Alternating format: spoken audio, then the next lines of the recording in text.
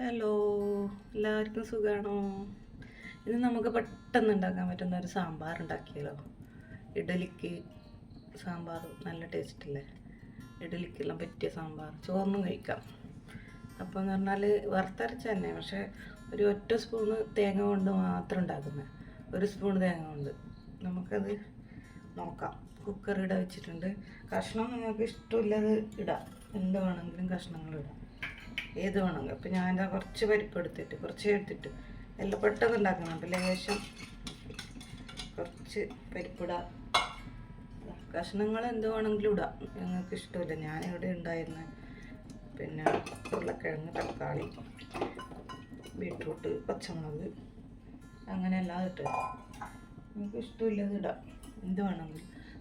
എല്ലാം ഒന്ന് വെച്ച് കുക്കറിലിടാം, വെള്ളം ഒഴിക്കുക. ആവശ്യത്തിന് വെള്ളം ഒഴിച്ചിട്ട് ഉപ്പിട്ട് കൊടുക്കുക. പിന്നെ മഞ്ഞൾപ്പൊടി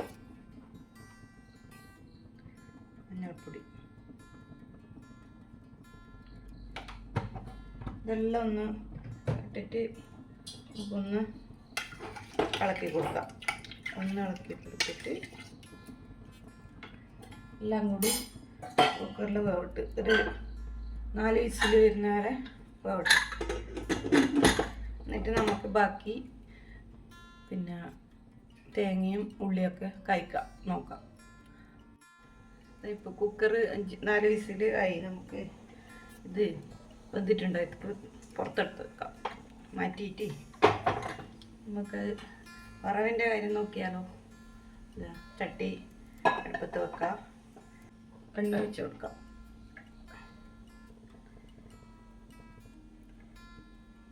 ഇനി ഇതിലേക്ക് വേണ്ടുന്ന സാധനം എന്തെന്ന് പറഞ്ഞാൽ ഉള്ളി, ഒരു ചെറിയ കഷ്ണം കേട്ടോ, പിന്നെ കുറച്ച് മല്ലി ഇല്ലെങ്കിൽ മല്ലിപ്പൊടി കുഴപ്പമില്ല, പിന്നെ കുറച്ച് കുരുമുളക്, ഉഴുന്ന്, വെളുത്തുള്ളി, ഉലുവ, എല്ലാം കുറച്ച് നമുക്ക് പെട്ടെന്ന് തയ്യാറാക്കാൻ പറ്റുന്ന സാമ്പാറല്ലേ.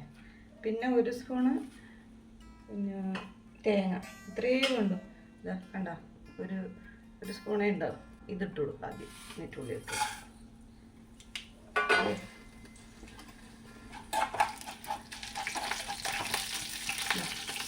ഉള്ളി ഇടാം.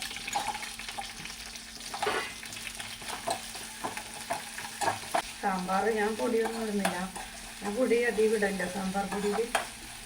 സാമ്പാറിൽ പൊടി ഇടാണ്ട് തന്നെ ആക്കല്. പിന്നെ അങ്ങനെ ആക്കല് കമൻറ്റ് ചെയ്യണം കേട്ടോ, ഇങ്ങനെയാണോ സാമ്പാർ ഉണ്ടാക്കലെന്ന്. ഇതൊന്ന് കാഞ്ഞിട്ടുണ്ട്. ഇനി നമുക്ക് ഇതിലേക്ക് തേങ്ങ ഇട്ട് കൊടുക്കാം.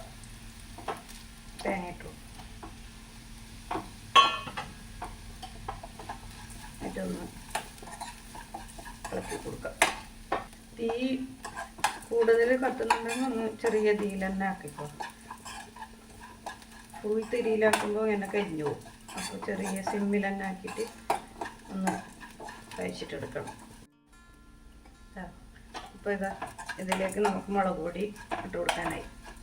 തേങ്ങയെല്ലാം നല്ല മൂത്തിട്ടുണ്ട്. മല്ലിപ്പൊടിക്ക് പകരം മല്ലി ഇട്ടിന് നേരത്തെ, അതുകൊണ്ട് മല്ലിപ്പൊടി ഇടാത്തത്. ഒരു സ്പൂണ് മുളക് പൊടി അത്രയേ വേണ്ടു കേട്ടോ. നന്നായിട്ട് ഇളക്കി കൊടുക്കാം. കുറച്ച് കരിവേപ്പില ഇട്ട് കൊടുക്കാം.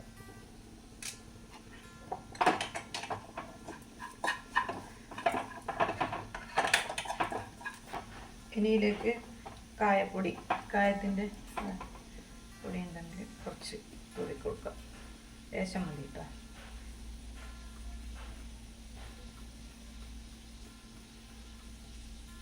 മതിയാവും. ഇനി ഇതെല്ലാം കൂടി നമുക്ക് മിക്സിയിൽ ഒന്ന് അരച്ചിട്ടെടുക്കാം. കുക്കർ നമുക്ക് തുറന്നു നോക്കാം എന്തായി. കഷ്ണങ്ങളെല്ലാം വെന്ത് നല്ല ഉടഞ്ഞിട്ടുണ്ട്. മിക്സിയിൽ അരച്ചതിൻ്റെ ചേർക്കാം. കുറച്ചും കൂടി വെള്ളം ഒഴിച്ചിട്ട് മിക്സിയിൽ വെള്ളം ഒഴിച്ചിട്ട് ചേർക്കാം. നന്നായിട്ട് ഇളക്കി കൊടുക്കും. ഇനി നമുക്ക് ഇതിൽ പുളി, ഉപ്പ് ഇതെല്ലാം നോക്കാം. പുളി വെള്ളം വേണമെങ്കിൽ ഒഴിക്കാം, നോക്കിയിട്ട് ഒഴിക്കാം കേട്ടോ. ഉപ്പ് വേണ്ടി വരും.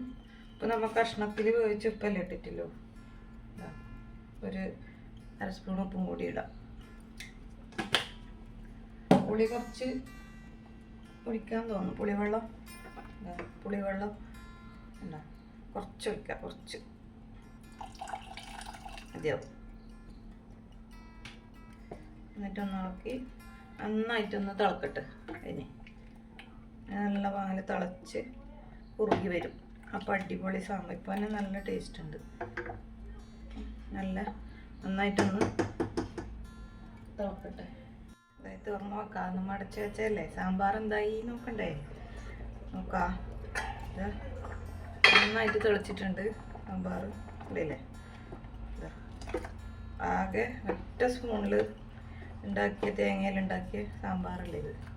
ഒറ്റൊരു സ്പൂണ് ഇത്രയേ വേണ്ടു.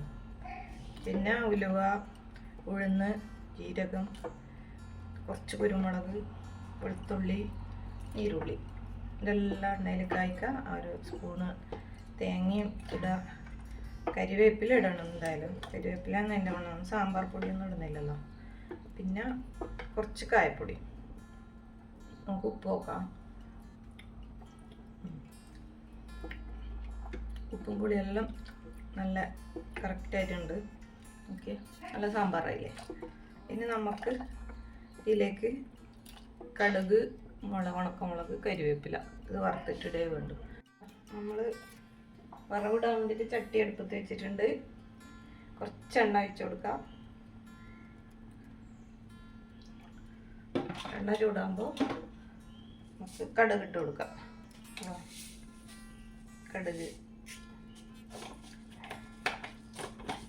കടുക് പൊട്ടുമ്പോൾ നമുക്ക് ഉണക്കമുളക് ഇട്ട് കൊടുക്കാം.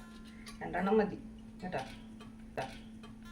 2 മുളകും കുറച്ച് കരിവേപ്പിലയും.